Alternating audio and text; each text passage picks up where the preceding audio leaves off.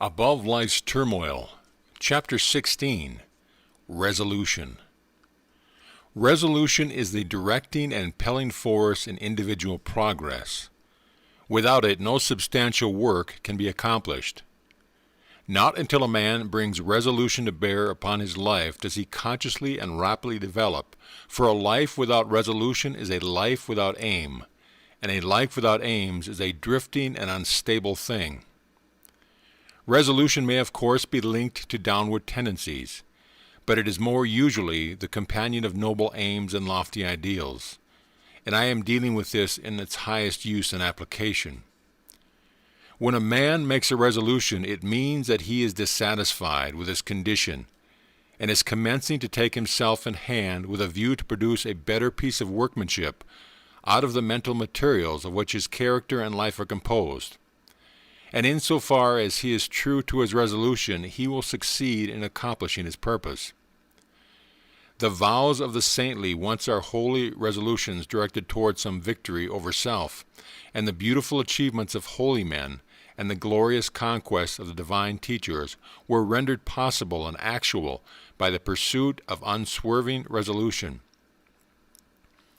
To arrive at the fixed determination to walk a higher path than heretofore, although it reveals the greater difficulties which have to be surmounted, it yet makes possible the treading of that path, and illuminates its dark places with the golden halo of success. The true resolution is the crisis of long thought, protracted struggle, or fervent but unsatisfied aspiration. It is no light thing, no whimsical impulse or vague desire, but a solemn and irrevocable determination not to rest nor cease from effort until the high purpose which is held in view is fully accomplished. Half-hearted and premature resolution is no resolution at all, and is shattered at the first difficulty. A man should be slow to form a resolution. He should searchingly examine his position and take into consideration every circumstance and difficulty connected with his decision, and should be fully prepared to meet him. He should be sure that he is completely understanding of the nature of his resolution, that his mind is finally made up, and that he is without fear and doubt in the matter. With the mind thus prepared, the resolution that is formed will not be departed from, and by the aid of a man will in due time accomplish his strong purpose. Hasty resolutions are futile. The mind must be fortified to endure. Immediately the resolution to walk a higher path is made, temptation and trial begin. Men have found that no sooner have they decided to lead a truer and nobler life than they have been overwhelmed with such a torrent of new temptations and difficulties as make their position almost unendurable, and many men, because of this, relinquish their resolution. But these temptations and trials are a necessary part of the work of regeneration, upon which the man has decided, and must be hailed as friends and met with courage if the resolution is to do its work. For what is the real nature of a resolution? It is not the sudden checking of a particular stream of conduct and the endeavor to open up an entirely new channel. Think of an engineer who decides to turn the course of a powerful running stream or river into another direction. He must first cut his new channel, and must take every precaution to avoid failure in carrying out his undertaking. But when he comes to the all-important task of directing the stream into its new channel, then the flowing force, which for ages has steadily pursued its accustomed course, becomes refractory, and all the patience and care and skill of the engineer will be required for the successful completion of the work. It is even so with the man who determines to turn his course of conduct in another and higher direction. Having prepared his mind, which is the cutting of the new channel, he then proceeds to the work of redirecting his mental forces, which have heretofore flowed uninterruptedly into the new course. Immediately this is attempted, the arrested energy begins to assert itself in the form of powerful temptations and trials, hitherto unknown and unencountered. And this is exactly as it should be. It is the law, and the same law that is in the waters is in the mind. No man can improve upon the established laws of things, but he can learn to understand the law instead of complaining and wishing things were different. The man who understands all that is involved in the regeneration of his mind will glory in tribulations, knowing that only by passing through them can he gain strength, obtain purity of heart, and arrive at peace. And as the engineer at last, perhaps after many mistakes and failures, succeeds in getting the stream to flow on peacefully in the broader and better channel, and the turbulence of the water is spent, and all the dams can be removed, so that the man of resolution at last succeeds in directing his thoughts and acts into the better and nobler way to which he aspires. And temptations and trials give place to steadfast strength and settled peace. He whose life is not in harmony with his conscience, and who is anxious to remedy his mind and conduct in a particular direction, let him first mature his purpose by earnest thought and self-examination. And having arrived at a final conclusion, let him frame his resolution. And having not done so, let him not swerve from it. Let him remain true to his decision under all circumstances, and he cannot fail to achieve his good purpose. For the great law ever shields and protects him who, no matter how deep his sins, or how great and many his failures and mistakes, has, deep in his heart, resolved upon the finding of a better way, and every obstacle must at last give way before a matured and unshaken resolution. Chapter 17. The Glorious Conquest. Truth can only be apprehended by the conquest of self. Blessedness can only be arrived at by overcoming the lower nature. The way of truth is barred by a man's self. The only enemies that can actually hinder him are his own passions and delusions. Until a man realizes this and commences to cleanse his heart, he has not found the path which leads to knowledge and peace. Until passion is transcended, truth remains unknown. This is the divine law. A man cannot keep his passions and have truth as well. Error is not slain until selfishness is dead. The overcoming of self is no mystical theory, but a very real and practical thing. It is a process which must be pursued daily and hourly, with unswerving faith and undaunted resolution, if any measure of success is to be achieved. The process is one of orderly growth, having its sequential stages, like the growing of a tree. And as a fruit can only be produced by carefully and patiently training the tree, even so the pure and satisfying fruits of holiness can only be obtained by faithful and patiently training the mind in the growth of right thought and conduct. There are 5 steps in the overcoming of passion, which includes all bad habits and particular forms of wrongdoing, which I will call repression, endurance, elimination, understanding, and victory. When men fail to overcome their sins, it is because they try to begin at the wrong end. They want to have the stage of victory without passing through the previous 4 stages. They are in the position of a gardener who wants to produce good fruit without training and attending to its trees. Repression consists in checking and controlling the wrong act, such as an outburst of temper, a hasty or unkind word, a selfish indulgence, and not allowing it to take actual form. This is equivalent to the gardener nipping off the useless buds and branches from his tree. It is a necessary process, but a painful one. The tree bleeds while undergoing the process, and the gardener knows that it must be not taxed too severely. The heart also bleeds when it refuses to return passion for passion, when it ceases to defend and justify itself. It is the process of mortifying the members of which St. Paul speaks. But this repression is only the beginning of self-conquest. When it is made an end in itself, and there is no object of finally purifying the heart, that is the stage of hypocrisy. a hiding of one's true nature, and striving to appear better in the eyes of others than one really is. In that case, it is an evil, but when adopted as the first stage toward complete purification, it is good. Its practice leads to the second stage of endurance, or forbearance, in which one silently endures the pain which arises in the mind when it is brought in contact with certain actions and attitudes of other minds toward one.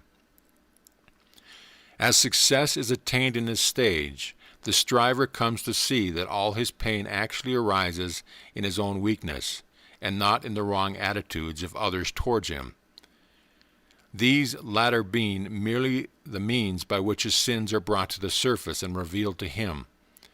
He thus gradually exonerates all other forms from blame in his falls and lapses of conduct, and accuses only himself, and so learns to love those who thus unconsciously reveal to him his sins and shortcomings. Having passed through these two stages of self-crucifixion, the disciple enters the third, that of elimination, in which the wrong thought which lay behind the wrong act is cast from the mind immediately as it appears. At this stage, conscious strength and holy joy begin to take the place of pain, and the mind having become comparatively calm, the striver is enabled to gain a deeper insight into the complexity of his minds, and thus to understand the inception, growth, and outworking of sin. This is the stage of understanding. Perfection is understanding leads to the final conquest of self, a conquest so complete that the sin can no more rise in the mind even as a thought or impression. For when the knowledge of sin is complete, when it is known in its totality, from its inception as a seed in the mind to the ripened outgrowth of act and consequence, then it can no longer be allowed a place in life, but it is abandoned forever. Then the mind is at peace. The wrong acts of others no longer arouse wrong and pain in the mind of the disciple. He is glad and calm and wise. He is filled with love, and blessedness abides with him. And this is victory. Chapter 18. Contentment in Activity. The confounding of a positive spiritual virtue or principle with a negative animal vice is common amongst writers even of what is called the advanced thought school, and much valuable energy is frequently expended in criticizing and condemning, where a little calm reasoning would have revealed a greater light and led to the exercise of a broader charity. The other day I came across a vigorous attack upon the teachings of love, wherein the writer condemned such teachings as weakly, foolish, and hypocritical. Needless to say, that which he was condemning as love was merely weak sentiment and hypocrisy. Another writer, in condemning meekness, does not know that what he calls meekness is only cowardice, while another who attacks chastity as a snare is really confusing painful and hypocritical restraint with the virtue of chastity. And just lately I received a letter from a correspondent who took great pains to show me that contentment is a vice and is the source of innumerable evils. That which my correspondent called contentment is, of course, animal indifference. The spirit of indifference is incompatible with progress, whereas the spirit of contentment may and does attend the highest form of activity, the truest advancement and development. Indolence is the twin sister of indifference, but cheerful and ready action is the friend of contentment. Contentment is a virtue which becomes lofty and spiritual in its later developments, as the mind is trained to perceive and the heart to receive the guidance in all things of a merciful law. To be contented does not mean to forego effort. It means to be free effort from anxiety. It does not mean to be satisfied with sin and ignorance and folly, but to rest happily in duty done, work accomplished. A man may be said to be content to lead a groveling life, to remain in sin and in debt, but such a man's true state is one of indifference to his duty, his obligations, and the just claims of his fellow men. He cannot truly be said to possess the virtue of contentment. He does not experience the pure and abiding joy which is the accompaniment of active contentment. So far as his true nature is concerned, he is a sleeping soul, and sooner or later will be awakened by intense suffering, having passed through which he will find the true contentment, which is the outcome of honest effort and true living. There are three things with which man should be content. 1. With whatever happens. 2. With his friendships and possessions. 3. With his pure thoughts. Contented with whatever happens, he will escape grief. With his friends and possessions, he will avoid anxiety and wretchedness. And with his pure thoughts, he will never go back to suffer and grovel in impurities. There are three things with which a man should not be content. 1. With his opinions. 2. With his character. And 3. With his spiritual condition. Not content with his opinions, he will continually increase his intelligence. Not content with his character, he will ceaselessly grow in strength and virtue. And not content with his spiritual condition, he will every day enter into a larger wisdom and fuller blessedness. In a word, a man should be contented, but not indifferent to his development as a responsible and spiritual being. The truly contented man works energetically and faithfully, and accepts all results with an untroubled spirit, trusting at first that all is well, but afterwards with the growth of enlightenment, knowing that results exactly correspond with efforts.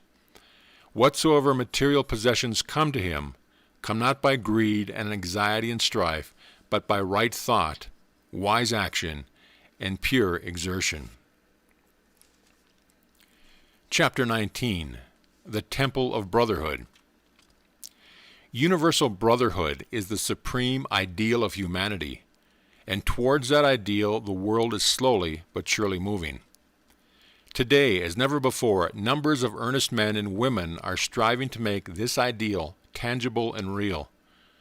Fraternities are springing up on every hand, and press and pulpit the world over are preaching the brotherhood of man. The unselfish elements in all such efforts cannot fail to have their effect upon the race, and are with certain urging it towards the goal of its noblest aspirations. But the ideal state has not yet manifested through any outward organizations, and societies formed for the purpose of propagating brotherhood are continually becoming shattered to pieces by internal dissension. The brotherhood for which humanity sighs is withheld from actuality by humanity itself. Nay, more, it is frustrated even by men who work zealously for its desirable possibility. And this because the pure spiritual nature of brotherhood is not perceived, and the principles involved, as well as the individual course of conduct necessary to perfect unity, are not comprehended. Brotherhood, as a human organization, cannot exist so long as any degree of self-seeking reigns in the hearts of men and women, who band themselves together for any purpose. As such, self-seeking must eventually rend the seamless coat of loving unity. But although organized brotherhood has so far largely failed, any man may realize brotherhood in its perfection and know it all in its beauty and completion, if he will make himself of a wise, pure, and loving spirit, removing from his mind every element of strife, and learning to practice those divine qualities without which brotherhood is but a mere theory, opinion, or elusive dream. For brotherhood is at first spiritual, and its outer manifestation in the world must follow as a natural sequence. As a spiritual reality, it must be discovered by each man for himself, and in the only place where spiritual realities can be found, within himself. And it rests with each whether he shall choose or refuse it. There are four chief tendencies in the human mind which are destructive of brotherhood, and which bar the way to its comprehension, namely, pride, self-love, hatred, and condemnation.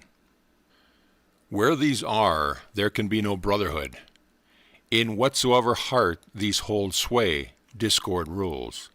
and brotherhood is not realized, for these tendencies are, in their very nature, dark and selfish, and always make for disruption and destruction. From these four things proceeds that serpent brood of false action and conditions which poison the heart of man, and fill the world with suffering and sorrow. Out of the spirit of pride proceeds envy, resentment, and opinionativeness. Pride envies the position, influence, or goodness of others. It thinks, I am more deserving than this man or this woman. It also continually finds occasion for resenting the actions of others, and says, I have been snubbed, I have been insulted, and thinking altogether of its own excellence, it sees no excellence in others. From the spirit of self-love proceeds egotism, lust for power, and disparagement and contempt. Self-love worships the personality in which it moves.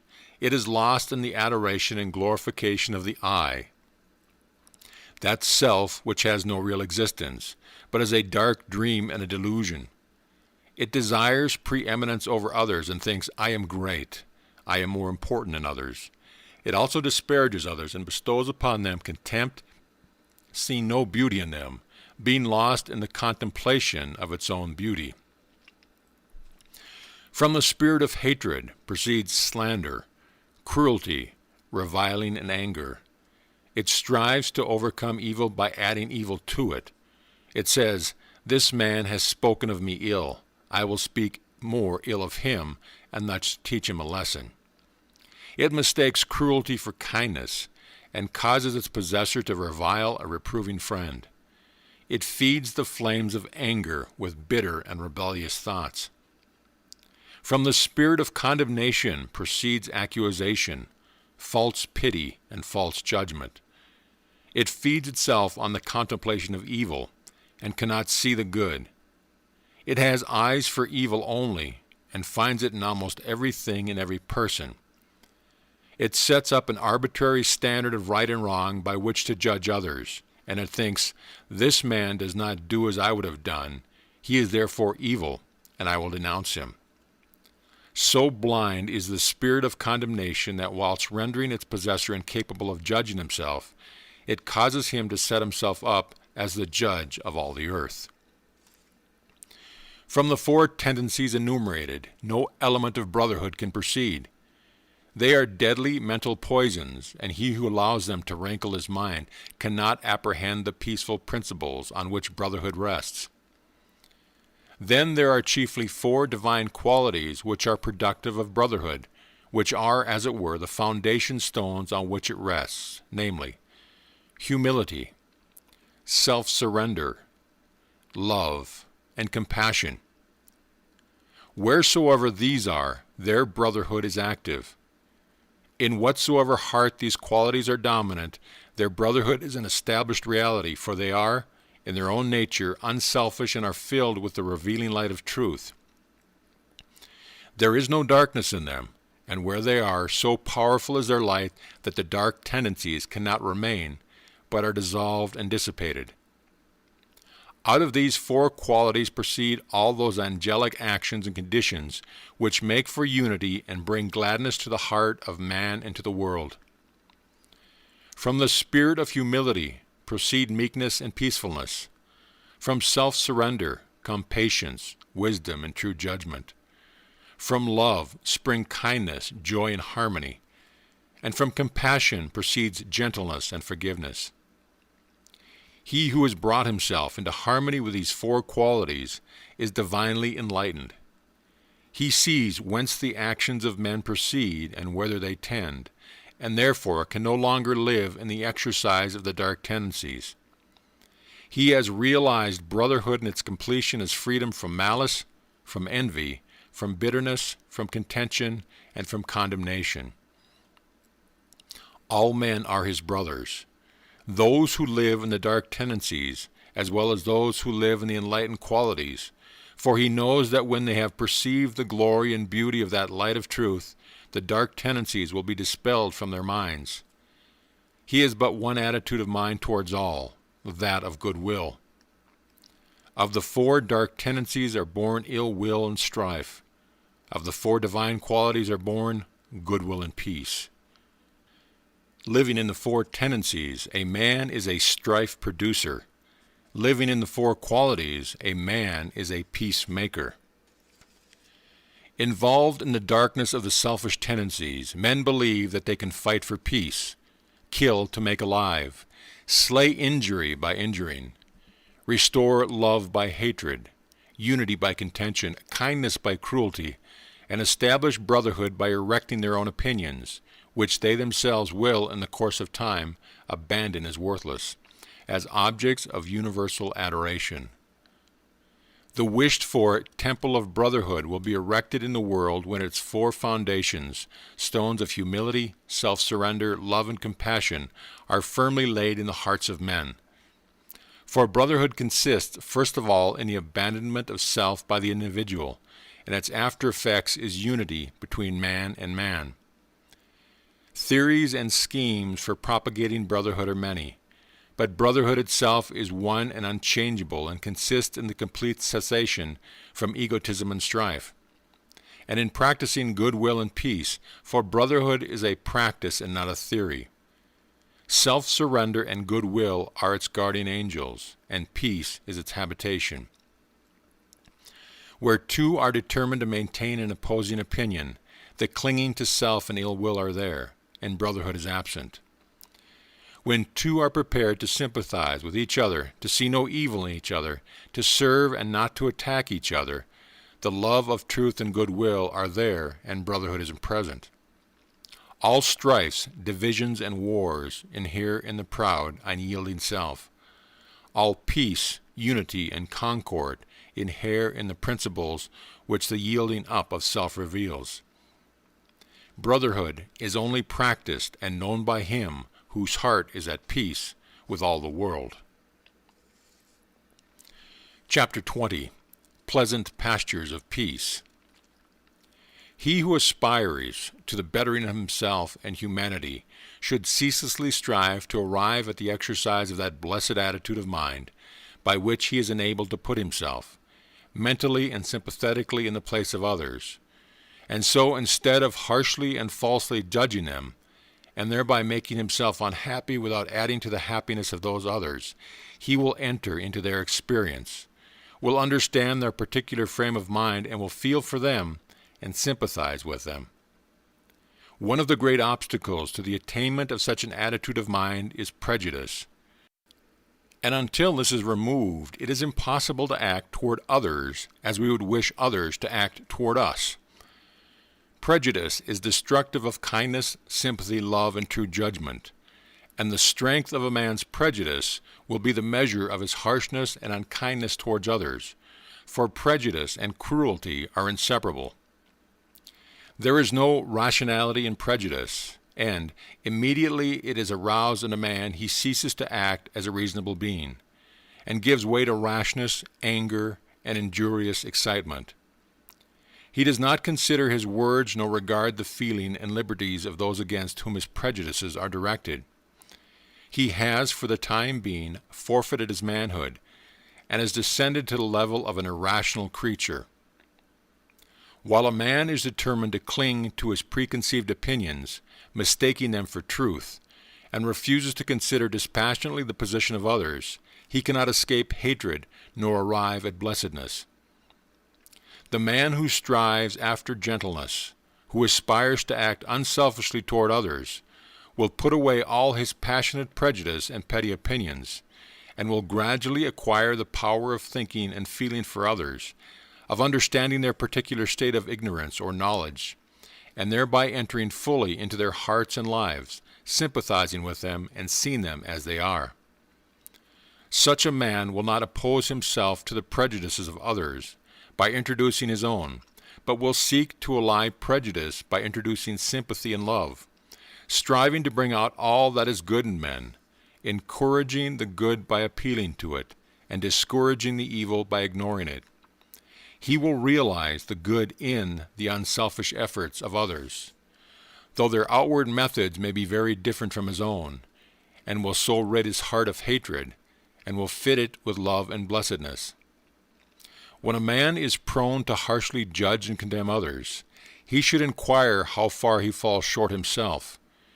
He should also reconsider those periods of suffering when he himself was misjudged and misunderstood. And gathering wisdom and love from his own bitter experience, should studiously and self-sacrificingly refrain from piercing with anguish hearts that are as yet too weak to ignore, too immature and uninstructed to understand. Sympathy is not required to those who are pure and more enlightened than oneself, as the pure one lives above the necessity for it. In such a case, reverence should be exercised, with a striving to lift oneself up to the upper level, and so enter into possession of a larger life. Nor can a man fully understand one who is wiser than himself, and before condemning he should earnestly ask himself whether he is, after all, better than the man whom he has singled out as the object of his bitterness. If he is, let him bestow sympathy. If he is not, let him exercise reverence. For thousands of years the sages have taught, both by precept and example, that evil is overcome by good, yet still that lesson for the majority remains unlearned. It is a lesson profound in its simplicity and difficult to learn because men are blinded by the illusions of self. Men are still engaged in resenting, condemning, and fighting the evil in their own fellow man, thereby increasing the delusion in their own hearts and adding to the world's sum of misery and suffering. When they find out that their own resentment must be eradicated and love put in its place, evil will perish for lack of sustenance. Verse: With burning brain and heart of hate, I sought my wronger early late, and all the wretched night and day, my dream and thought was slay and slay. My better self rose uppermost, the beast within my bosom lost. Itself in love, peace from afar, shone over me radiant like a star.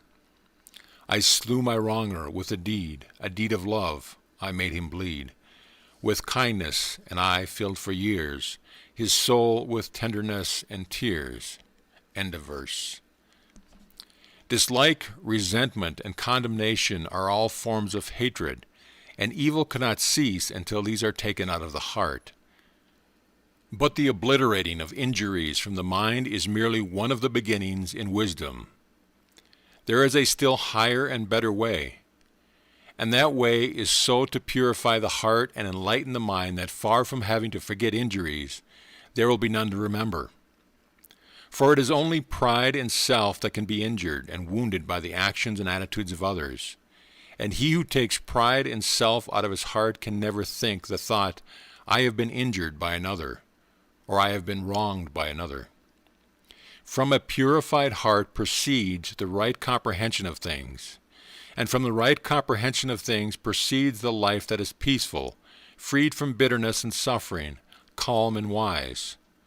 He who thinks, this man has injured me, has not perceived the truth in life, falls short of that enlightenment which disperses the erroneous idea of evil as a thing to be hatefully resented. He who is troubled and disturbed about the sins of others is far from truth. He who is troubled and disturbed about his own sins is very near to the gate of wisdom. He in whose heart the flames of resentment burn cannot know peace nor understand truth. He who will banish resentment from his heart will know and understand. He who has taken evil out of his own heart cannot resent or resist it in others, for he is enlightened as to the origin and nature, and knows it as a manifestation of the mistakes of ignorance.